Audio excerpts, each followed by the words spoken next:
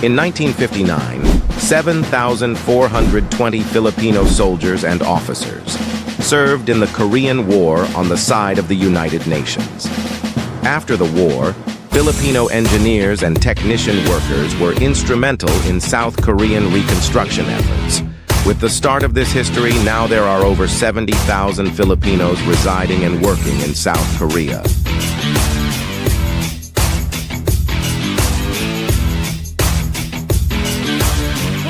Welcome back to Puhunan Power Podcast. We walk the talk, giving people hope amidst trying times with small actions, yet powerful impact. This is your host, Julia, aka ang Pinay #Pusong Entrep.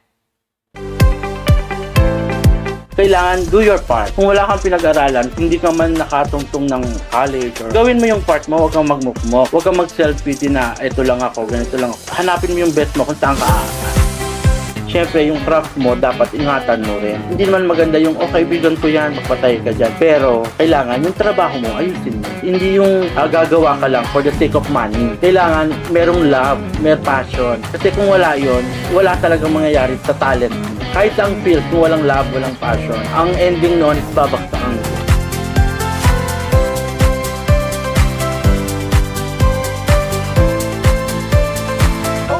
11 million Filipino expats or OFWs scattered in all parts of the globe that have, for the most part, assimilated beautifully into their adopted countries.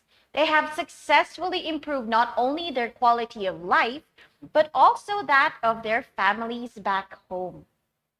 Join us today as we celebrate one among thousands of Filipino overseas workers in Korea's story of struggles and success.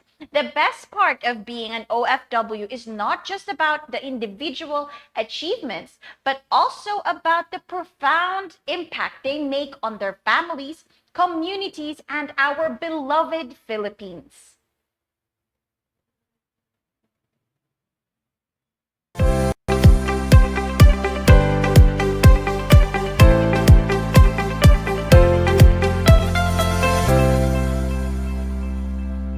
According to data gathered by CFO, or the Commission of Filipinos Overseas, immigrants of South Korea were female. More than 15,000 Filipino immigrants were female at 97.58%, while the remaining 400 were male at 2.32%. Moreover, the great majority of South Korea-bound Filipino immigrants were in their 20s. The most dominant age group was 20 to 24 years old at 40.94%, with a count of 6,586. It was followed closely by 4,853, which ranges from 25 to 29 years old at 30.17%. Together, they made up more than 70% of the Filipino immigrant population en route to South Korea in 1988 to 2018. In contrast, Filipino immigrants aged 45 or older comprised only less than 1% of the total Filipino immigrant population in South Korea in the said period. Mas pinalaki po yung pang-premium nila na gusto nyo pwede nyo mapanalunan. Dahil 100K na pwede nyo panalunan sa Pusong Entrep. Puhunan Power. Sa hashtag Pusong Entrep, mas pinalaki na 100,000 pesos na, kaya sali na.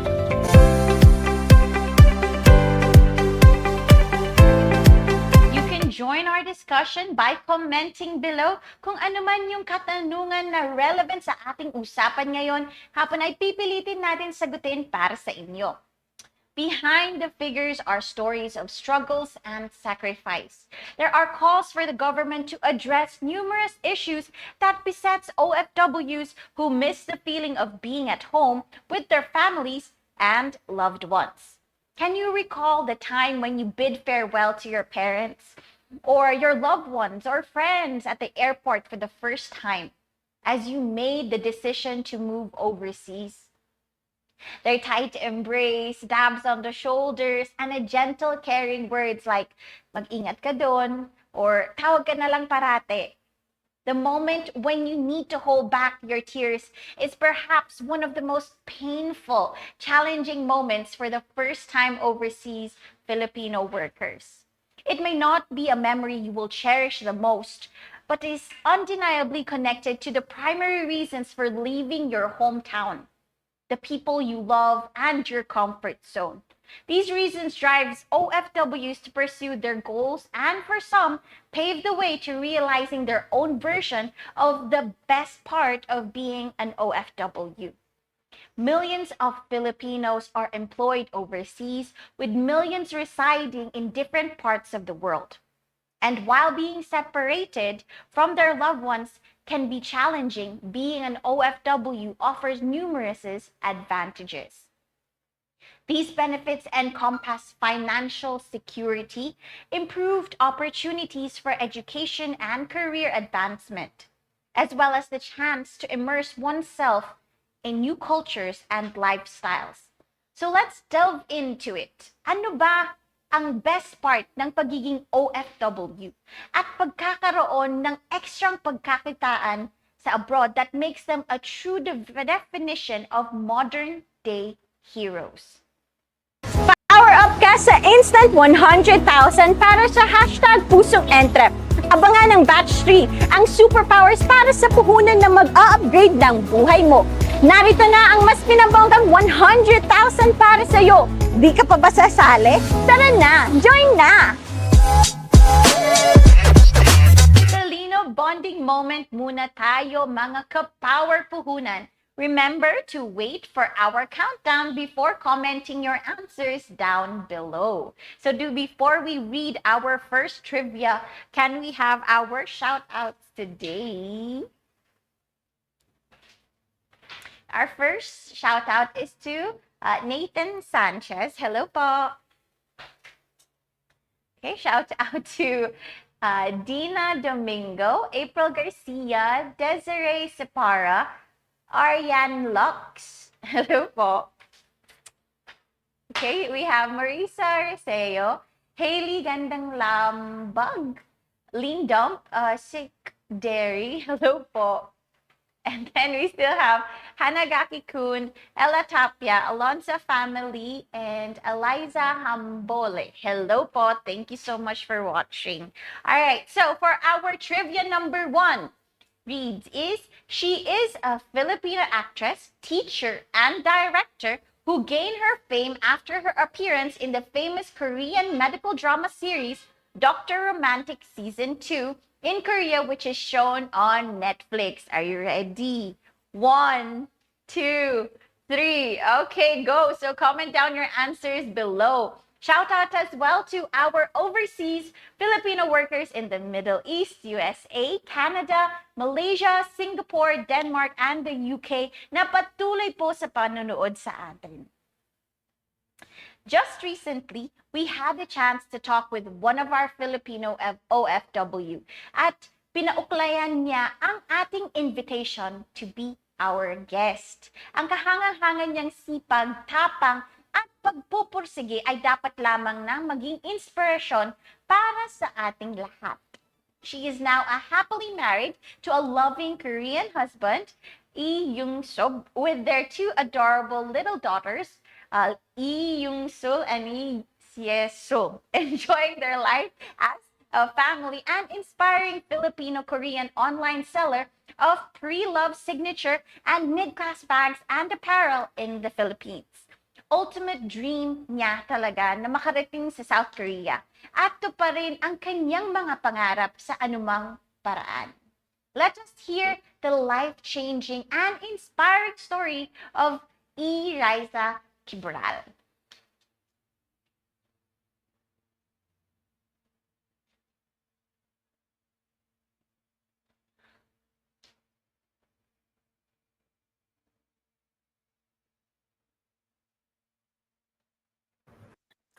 So good morning, good afternoon po, ma'am. So what can we call you today?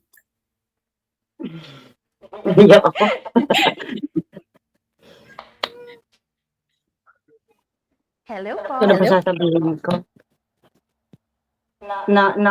mental block ako.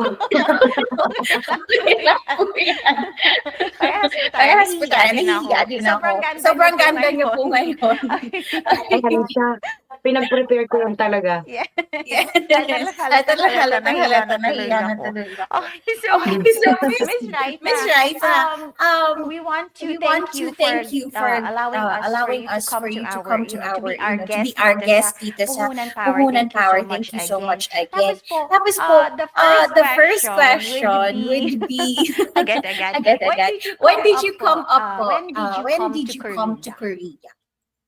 Last October 30, 2018. Wow, okay. So bakit po ba kayo nag-migrate to Korea? Actually, hindi siya pinlano.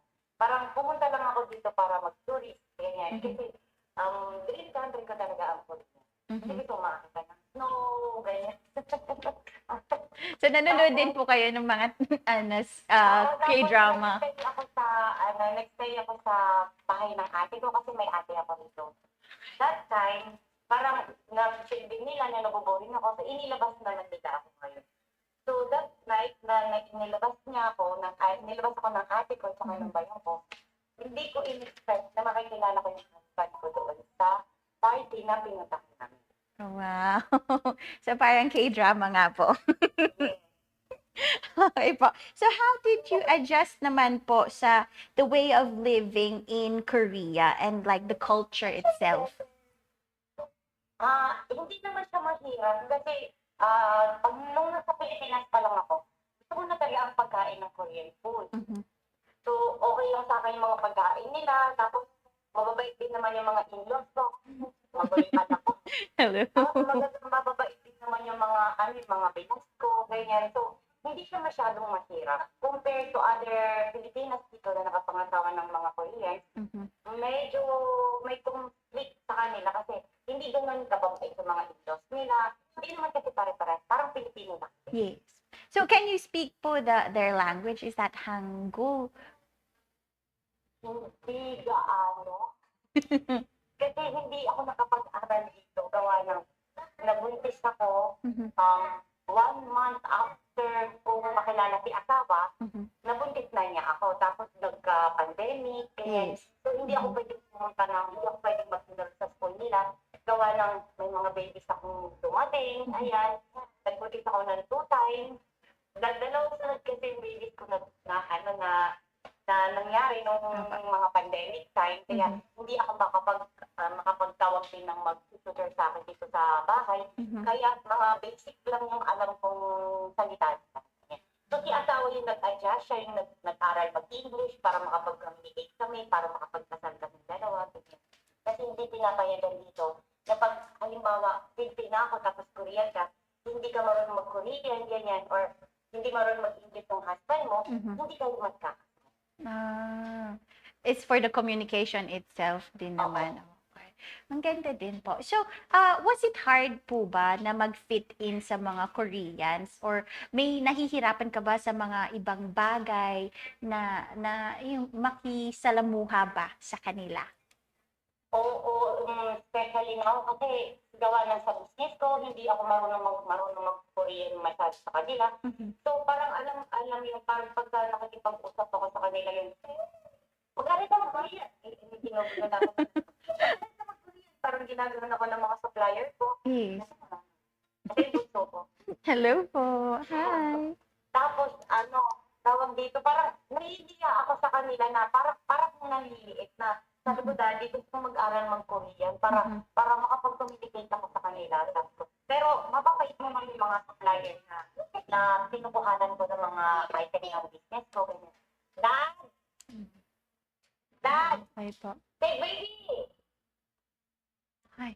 So, have you ever experienced naman po yung pagiging different or any like discrimination pagdating naman sa kanila na you're a Filipina po and you're not in your country? Kasi wala akong pakailan sa kanila.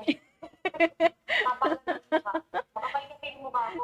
Pagka ayaw nila sa akin, ayaw ko din sa kanila. Confidence ba? Yun. Okay. Thank you, ma'am. Okay. So, Dito, pagka pinagagalitan ako, hindi ko sila pinakaintindihan. Nagpo-pretend ako na hindi ko sila naiintindihan. Okay. Sige po. So, thank you. Thank you, ma'am. Ano muna tayo. Let's go for our next question or matutunghayan natin ang mga kagustuhan ni Miss Risa na matutupad. Power up ka sa Instant 100 at pinapangarap na tagumpay. So, let us continue naman her story kung paano naman siya nag-thrive at dumiskarte. Okay? Power up ka sa Instant 100,000 para sa hashtag Pusong Entrep. Abangan ng Batch 3, ang superpowers para sa puhunan na mag-a-upgrade ng buhay mo. Narito na ang mas pinabonggang 100,000 para sa iyo. Di ka pa ba sasali? Tara na! Join na! Okay, ma'am. Our next question naman po is, what do you love most about Korea? Pagkain nila. Mhm. Tapos, weather. Ganyan, weather. Weather. Wow. So ano po ba ang pagkakaiba ng culture ng Korea at Pilipinas pagdating sa pamilya? Depende kasi yan sa depende yan sa husband mo, ganyan. Parang ako. Mhm. Si husband kasi, parang dumepende siya sa culture nating mga Pilipino. Mhm. Hindi ako sumunod sa culture nila. Sumunod siya sa culture ko. May Mm. mga family kasi dito na susunod siya sa culture nila. Pero sa case namin mag-asawa, walang ganung nangyari na Ganito ang gagawin mo, ganito ang gagawin mo kasi culture namin to. Hindi ginawa ni asawa sa akin. Tapos parang mas naturuan ko pa siya ng ugali natin kaysa mas tinuruan niya ako ng ugali nila. Wow. Oh, That's that's very very romantic. romantic naman So, po. So, what what makes you naman po decide to come up with this your business? How How did it start? Daddy, I already started him. Kasi nung time na yun, nagsunod kasi yung dalawang babies ko. So, parang yung preparation ko. Mhm. Kada hindi ako neto ni asawa ng pera, nauubos lang siya in 3 days. Mhm.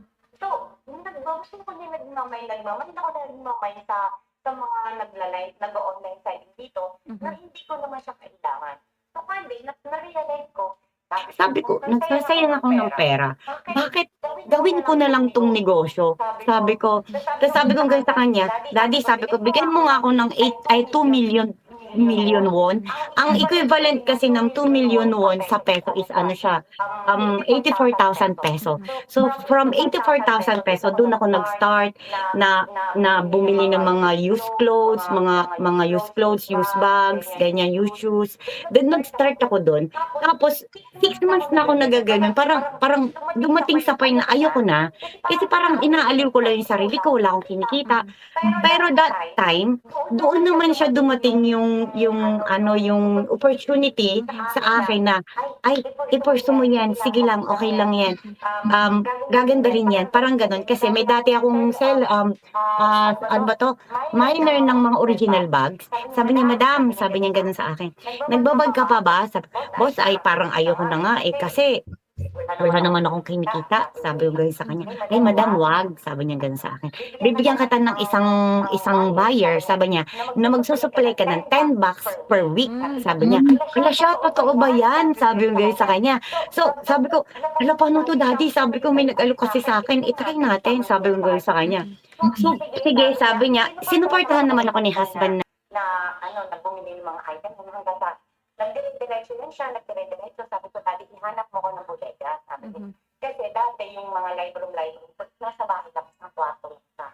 Tapos nung naihanap ako ni asawa ng bodega, ayun doon na siya nag-start ulit ako ng damit, nag-start ulit ako ng mga bags, ayan, hanggang sa 2 years habang nung pandemic, sobrang lakas talaga siya, sobrang lakas. As in, nakahiga ka talaga sa pera, ganyan. Kasi syempre, nung pandemic, hindi nakakaalis yung mga tao, nasa bahay lang. Ayun, doon nag-umpisa yung journey ko na, eto na yun, invest na ako dito. Kasi syempre, kailangan nating alagaan ng pera kung kita natin. Gawa na, hindi naman kasi forever na wala siya. So, nag-invest ako ng alam ko pag humina siya, ang nina siya is hindi ako masyadong malalagas. Mhm. So bakit po ba pre-loved items yung naisip nyo na umpisahan na business? Kasi nung time na yun, nag-start ako ng mga brand new. Parang hindi siya pato. Mhm. Tapos nung nagla-live na ako, ganyan. Tapos yung mga pumapasok kasi sa akin, puro hanap nila sa akin is mga branded na pre-love. So sabi ko, bakit hindi ko i-try itong pre-love na to? Since pwede naman na akong umalis, ganyan. Kasi 3 months pa lang ako nakapanganak, nag-start ako mag-business. Mhm. Tapos, ayan, nag-start ako habang pandemic, sinugasog ko yung place na kung saan naka-lockdown. Mhm. Andiyan kami, namimili kami ng mga paninda, ganyan. Doon siya nag-start siya sa mga malalaking seller dyan. Sabi ko, ay, pwede ito, ituloy-tuloy ko to, sabi ko. Tapos, ang big opportunity sa akin, ay nagbigay sa akin ng malaking big opportunity sa akin, nagbigyan ako ng magandang buhay, is yung pinapadalhan ko talaga last time na every week is 10 bucks. Yung talaga yung big income na pumasok sa akin. Mhm. Parang support na lang siya ng mga damit. Mhm. So ano po naman ma'am yung naging mga struggles mo or paano mo siya na pagdaanan, na how did you overcome or napaglagpasan ba yung mga challenges na face mo sa Ayan, business? na-try ko din siya siyempre, nag-umpisa ako sa maliit, diba? Parang, pag may nanghingi ng tulong sa akin, ayan, Mhm. madam, kasi ganito, wala kasing tampunan. Sige, ganito na lang, boss. Sabi ko sa kanya, ganyan. Bibigyan kita ng item, pero huwag mo ko dolphin. Pero, siyempre, ang dami naman ng loko pa din, hindi Mhm. nag-diet, ganyan. Yes. Ang daming mga tumakbo. Pero, sabi ko na lang din sa sarili ko, sige, okay lang yan.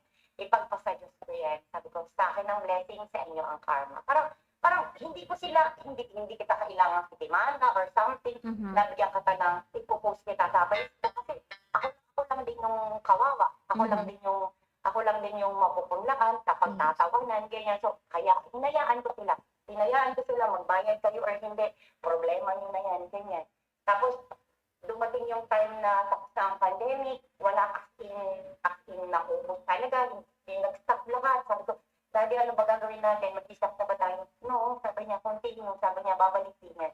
Parang si asawa kasi, alam mo yung, siya yung nag-ano sa akin na, sige lang, okay lang yan. Pero kung minsan, parang ayoko na, nakahiga na lang ako. Ano ba to? Sabi, tama na kaya. Parang gano'n. Siyempre, sa business, andyan yung ups and down. Alam ko naman yun. Pero, yung time na down ka, Mhm. thankful pa rin ako kasi andyan si asawa na nakasupport. So sino po yung naging katulong mo sa lahat ng aspeto ng negosyo? Wala na pong iba kundi asawa ko. Siya lang po kasi yung planning namin dyan. Ipagdadrive pa niya ako, pagkukuha ako ng item, kahit pagod sa trabaho. Tapos, kahit pagod sa mga business namin, ayan, andyan pa rin. Kahit na na-stress na ako, andyan pa rin. Ganyan. Siya lang talaga. Through ups and downs talaga po yung yung relationship niyo ng Mr. mo. So, ma'am, di ba nga ang sabi mo is nagkaroon ka ng isang kliyente na nagiging 10 boxes ang suppliers mo. So, ano po yung ginawa mo or meron ka pa bang ibang step na ginawa para apart from, earning more from that 10 boxes, yung kita mo, how did you adjust it around your other products? Ay, hindi. Yun lang talaga siya. For 3 years na pandemic, Mhm. ayan, wala akong ginawa, kundi hindi ko siya nilalive. Mhm. Puro more on video ko lang ako, face to face, ayan, i-flex ko lang sa kanila. Tapos box lang kami ng box. Nag-aano rin kasi ako, bukod dun sa bag na pinapadala ko kasi dun sa seller every week, yung mga damitan ko dito kasi mga branded clothes, ganyan. So, puro video ko yun siya, tapos padala lahat yun, padala. Hindi ako nagbagong product, yan, mga beauty products, ganyan. Wala, as in yun lang talaga. Doon lang siya umikot ng umikot. Wala akong ibang pinuhunanan. Tapos nung malapit nang matapos yung pandemic, ayan, nag-invest naman ako for fish farm. Okay. Thank you so much, Ma'am Jen, sa mga tips mo pagdating naman is how to handle your business. So, may masasabi po ba kayo or ano po ba yung advice natin sa mga Filipino entrepreneurs din na gusto din maging katulad mo na kahit nasa ibang bansa nakakapag-negosyo pa rin. Ano po ba yung pwede niyong sabihin sa kanila? Isa lang naman din po yung masasabi ko sa mga kagaya ko na OFW na nakandito. Pag dumating yung opportunities ninyo, i-grab nyo siya, huwag nyo siyang ipagpasawalang bahala. Yakapin nyo siya. Kasi yung lucky na yan, kasi yung opportunity na yan is one time, big time lang yan. Hindi yan basta-basta mag-stay sa inyo kasi ay, lucky ako ngayon.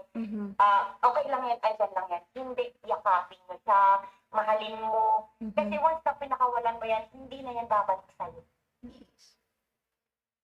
Thank you so much, Miss Raisa. Thank you po. So thank you again, ma'am, for being our guest here at our show. And then for all our viewers who has any questions for Miss Raisa, you can always comment down your questions, and then we will ask Miss Raisa to answer it as well. Okay po. So, guys, Talino bonding moment number 2 na tayo. Mga ka-hashtag pusong entrep, and as usual, hintayin nyo po lamang ang aming countdown bago kayo mag-comment ng inyong sagot. Alright? Do we have any shoutouts for anybody today? Bago po tayo mag-read ng second question. Okay? Okay, shout out kay Viel Kayabyab Kapule. Alright? Shout out sa iyo po. Alright, Robin Alejandro, Patricia Mendez, Elvis Presley, Jana Villanueva, Jen Diaz, Lorna Tapia, Ronald Lopez, Renzel Bolotano, hello po. Akim Tapia, Kit Kat, Krishnan L, and Jed Tapia. Thank you so much for always supporting our podcast. Okay, so for our trivia number 2. She is a South Korean television personality, actress, civil servant elected as a proportional representative in South Korea's National Assembly in 2012. She is the first non-ethnic Korean and naturalized South Korean to become a lawmaker. Who is she? Are you guys ready? 1, 2, 3. All right, so comment down your answers below. Okay, next, everybody. There is no way to separate women from their love of handbags and shoulder bags. While many people usually attribute their style to the clothes that they wear or the jewels that they flaunt during special events, everyone can agree that rain or shine handbags are the totems that summarize the overall theme of a woman's wardrobe. But why do women find handbags so desirable? It's partly because they've become a unique outward statement of a woman's status, fashion savvy, and earning power. And the rising popularity of handbags over the past 100 years has followed the increasing social independence of their owners. Bilang isang Pinay, Damani Liza ang pangarap ng bawat kababaihan sa Pilipinas na makasabay sa trend na di masyadong mako-compromise ang kanilang budget kasama sa kanyang pangarap na matupad ang pangarap ng mga kababaihan pagdating sa pagkaroon ng magarang bags na sumisimbolo din sa personality at kakayahan ng isang Pinay pagdating sa fashion and style. Ito rin ang naging paraan niyang makatulong sa mga resellers sa Pilipinas. Pinay lang ang may kakayang magdala ng isang pre-love items na mistulang bago, elegante at glamorosa. Nabalitaan ko na may mga properties ka na dito. Alright.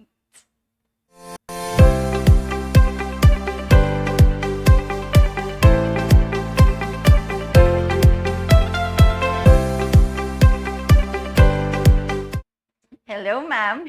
Again. So, ma'am, okay. Next again, ma'am. Nabalitaan din namin, ma'am, na may mga properties dito ka naman sa Pilipinas. Can you tell us more about it? About the property naman po, nung mga bata pa kasi kami, may sa tabi ng bahay kasi namin, meron siyang malaking manggahan. Tapos, lagi lang ako nakatungkol na sabi ko, in the future, makakabili rin ako ng ganito. Magkakaroon din tayo ng sarili nating lupa. Kasi yung bahay namin dati is nasa ibabaw siya ng release ng tribe. Doon namin nilagay yung bahay namin. So, siyempre, pag pinaalis ka ng government, wala kang choice kundi aalis ka. So, doon kami nagpurso magkapatid yung ate ko dito na magkaroon ng sarili namin lupa. Bago ako pumunta rito is may hinuhulugan na akong lupa. So, ang plano kasi, nung pumunta ko dito, magtuturist ako, pagkaano na pag-isipan ko is hindi na ako babalik, magtitiis dapat ako kung hindi ko nakilala siya. So, nung time na nakilala ko siya, tinulungan din ako ni asawa na matapos yung lupang yun. So, nagtayo lang kami doon ng kubo. Kubo lang talaga kasi mag-asawa na kami, so wala na ako planong mag-stay sa Pilipinas kasi nagkaroon ako ng family dito. Kaso, sabi ko, bakit hindi ko to gawing bahay? Inunti-unti ko sa ngayon na maging bahay. Yung kubo naging bahay. Tapos, nakapagpundar na rin po ako ng sasakyan namin dito. Kasi, maliit lang po yung sasakyan namin. Good for two. So, for family, ayan, daddy, sabi ko, palitan natin yung sasakyan natin. So, since kumikita tayo ngayon, why don't we just change our car? Sabi ko sa kanya. Kasi, in the future, magagamit din natin ito. Sabi ko sa kanya. So, ayan, nakapagpundar din ng sasakyan, ng bahay, lupa, ayan. So far, okay naman na kami sa part na yun. So, ano bang, ma'am, yung natutunan mo bilang isang OFW, kapatid at anak na ngayong ina at isang entrepreneur? Natutunan kong mahalin yung job ko. Natutunan kong yakapin siya. Na kung hindi mo nga siya yayakapin is mawawala siya sa'yo. Tapos, as a mother, ayan, kasi ayoko talaga mag-anak dati, pero biniyayaan ako ng 2 babies. Natutunan kong maging responsible sa mga anak ko. From here sa Pilipinas, sa Korea, to my dalaga in Philippines, kasi may dalaga rin ako dyan sa Pilipinas.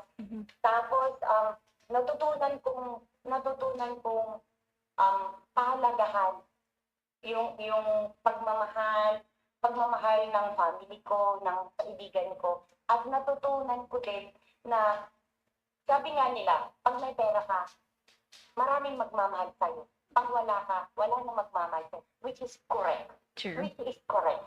Kasi naranasan ko. Naranasan ko noon, naranasan ko din siya ngayon. So, sabi ko sa sarili ko, sige, from now on, sabi ko, hindi na mangyayari ng bigay lang ako ng bigay. Kailangan kong mag-keep para sa family ko, para sa sarili ko. Kasi, hindi, natutunan ko rin kasi na, hindi sa lahat ng bagay, ako yung tutulong. Kasi, pagdating ng panahon, walang ibang tutulong sa akin, kundi sarili ko lang. Yes, that is very true. Okay. So, ano ma'am yung naging pinaka-memorable moment mo bilang isang entrepreneur? Memorable moment is sobrang happy ko nung makahawak ako ng 1 milyon. Kasi dati, di ba? Dream ko lang yung dati. Ay, ano ba yan? Kaya ako makakahawak nito. Pero on that day, boom, parang ano mo yung, ay, ang saya naman. Parang, ang saya-saya ko na ano ba to, totoo ba to? Parang umapil lang sa ng ganyan. Thank you so much for that, ma'am. Ano naman po yung pwedeng mong idagdag for our sentence naman na lahat gagawin ko para kina? Lahat gagawin ko para kina. lahat gagawin ko para kina nanay, para sa mga family ko, lahat gagawin ko para sa mga anak ko, lahat gagawin ko para sa asawa ko.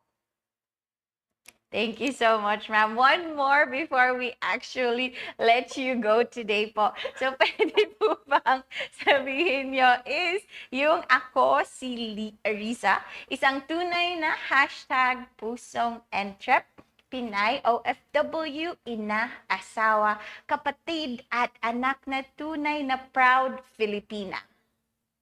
Wait lang, ang haba. Sobrang haba. Ang haba. Wait. Take two. Okay, ma'am. Game.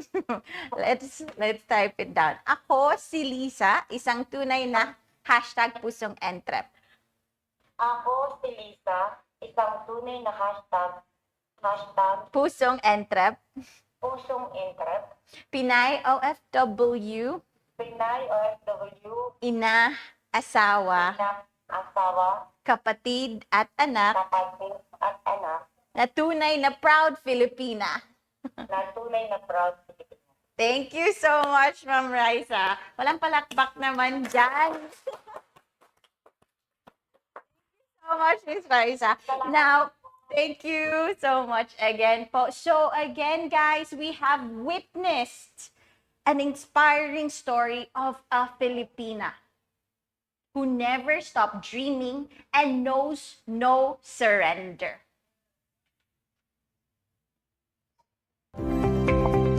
Mas pinalaki po yung pang-premyo nila na gusto nyo pwede nyo mapanalunan. Dahil 100K na pwede nyo panalunan sa pusong entrep. Puhunan power. Sa hashtag pusong entrep, mas pinalaki na 100,000 pesos na. Kaya sali na. At ito na ang huling trivia natin sa araw na to, mga ka-hashtag pusong entrep. Do we have shout out still before we read our final question? Okay, shout out kay James Antane. Hello po. Kyle Ubante. Wenny Caguete. Hello po. Kayabyab Kibral and family. Hello po. Thank you again for always supporting Puhunan Power. All right. So, bago ko din i-read tong trivia number 3, there's going to be a little bit of a twist, guys. Okay? So, ang twist natin is, di ba nga, katulad ng sinabi ni Miss Riza, ang sinabi niya is, lahat gagawin ko para kina. Alright? So, kapag tama ang sagot mo sa trivia number 3, dapat meron ka din sasabihin na lahat gagawin ko para kina. Pag wala yun, hindi ka makakasali sa raffle. So, you have to have the right answer. And, ang i-comment mo din is lahat gagawin ko para kina. Alright? Sige, game. So, our trivia number 3 is, in what year did 7,420 Filipino soldiers and officers served in the Korean War on the side of the United Nations? Ready? 3, 2, 1. Okay, so comment your answers and type as well, lahat gagawin ko para kina. Alright? So we will announce our 3 trivia winners at ang tamang sagot bago po matapos ang ating live podcast. Power up ka sa Instant 100,000 para sa hashtag pusong entrep. Abangan ng Batch 3, ang superpowers para sa puhunan na mag-a-upgrade ng buhay mo. Narito na ang mas pinabonggang 100,000 para sa iyo. Di ka pa ba sasali? Tara na! Join na!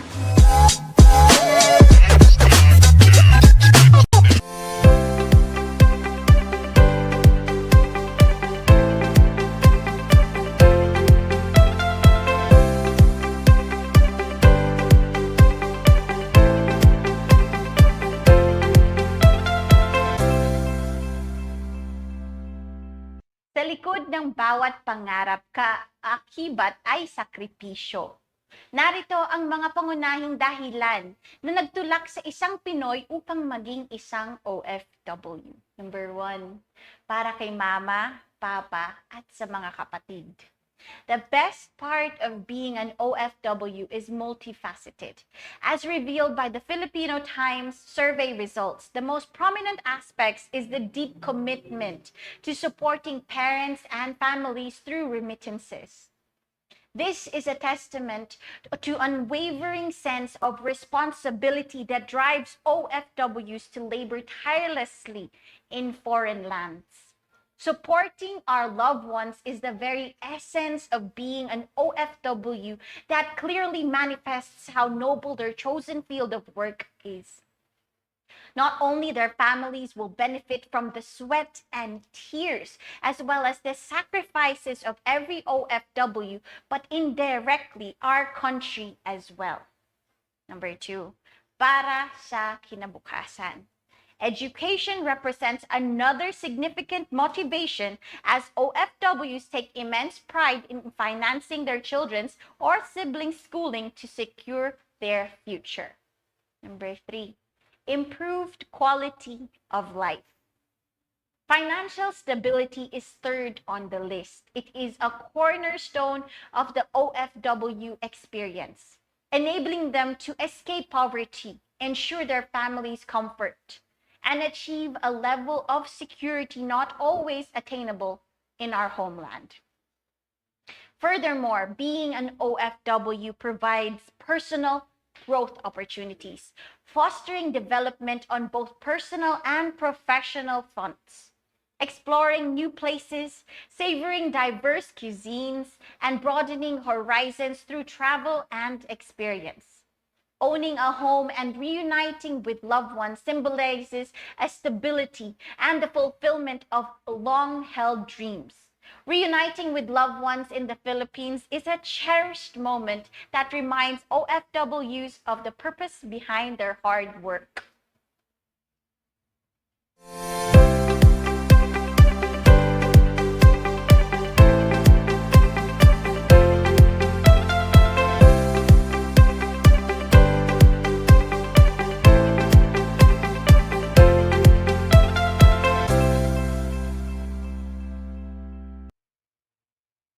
Beyond these key elements, being an OFW also offers world-class experiences. Purchasing powers, the ability to lend a helping hand to others, and improve quality of life, and the formation of a second family abroad. It fosters independence, appreciation for good governance, and opportunities abroad, and moments of rest and recharge during rare days off. Entertainment and leisure activities in foreign lands, giving back to the community, and building international friendships also contribute to the OFW experience. The diverse motivations and rewards that come with being an OFW, but also underscores the depth of love and dedication these individuals have for their families and homeland, perfectly reflecting the very core of what they are called our modern day heroes.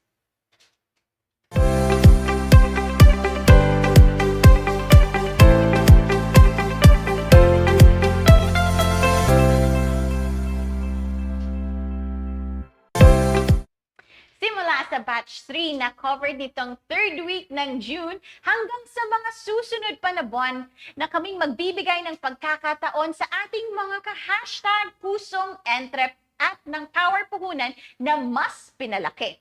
100,000 now is at stake para sa mananalong entrepreneur. Pinalaking pag-asa, pinalaking pagkakataon at pinalaking puhunan para sa inyo. Power up ka sa instant 100,000 para sa hashtag pusong entrep. Abangan ng batch 3 ang superpowers para sa puhunan na mag-a-upgrade ng buhay mo. Narito na ang mas pinabonggang 100,000 para sa iyo. Di ka pa ba sasali? Tara na! Join na! Palagi nating tandaan na tayong mga Pinoy ay likas na mapagmahal sa ating pamilya. Madiskarte, matiisin at makabayan. makabayan. Patuloy natin ipagmalaki ang ating pagka-Filipino at sama-sama natin itaguyod ang kapakanan ng mga Pinoy na #pusong-entrep. Alright, so may shoutout po tayo bago natin malaman kung sino yung 3 trivia winners. Alright, so our first shoutout again is to Angelica Madrid. Hello po, Joanna Serna, Michael Hagonoy, Irene Sara Zorca Mendoza. Hello po, Jed Tapia, Desiree Separa, Pads John Peter Sescon, and Alonso family again. Hello po. Okay, so for our trivia number 1 winners, okay, let's do this. Okay, all right, okay. Okay, so congratulations po kay Miguel Chu. Okay, palakpak naman dyan. Congratulations po. Okay, so for our trivia number 2. Okay, our trivia number 2 is exciting. Okay, Nathan Santes. Congratulations po. Okay, so for our trivia number 3. Okay. So, babasahin din natin kung ano ba yung mga naging comment nyo dyan sa ating para kanino. Lahat gagawin ko ay para kay Ronald Lopez, ang sabi niya is lahat gagawin ko para sa family ko at mga kaibigan ko. Alright, let's read out another one. Okay? Parang lahat naman ata is pare-parehas lang eh. That's why we are called proudly Filipino. Lahat gagawin ko kina Lola, Lolo dahil sila ang nagpalaki sa akin. This one is by James Antane. Alright, next we have lahat gagawin ko para sa pamilya.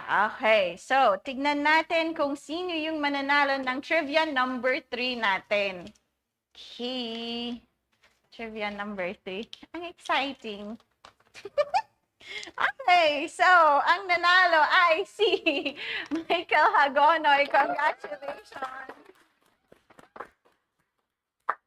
Okay, so hindi po dyan natatapos ang pag-share namin ng mga kaalaman na tunay na makakatulong sa ating paglago bilang mga entrepreneurs. If you want more, you can message us directly and rest assured na bibigyan namin ng daan ang inyong mga suggestions and requests.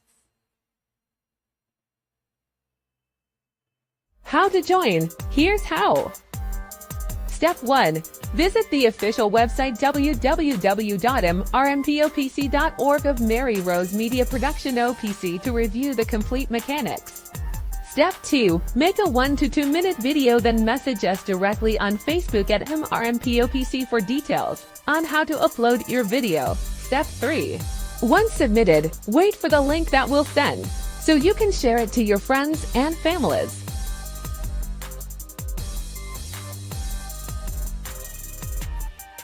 The great aim of knowledge and education is putting things into action.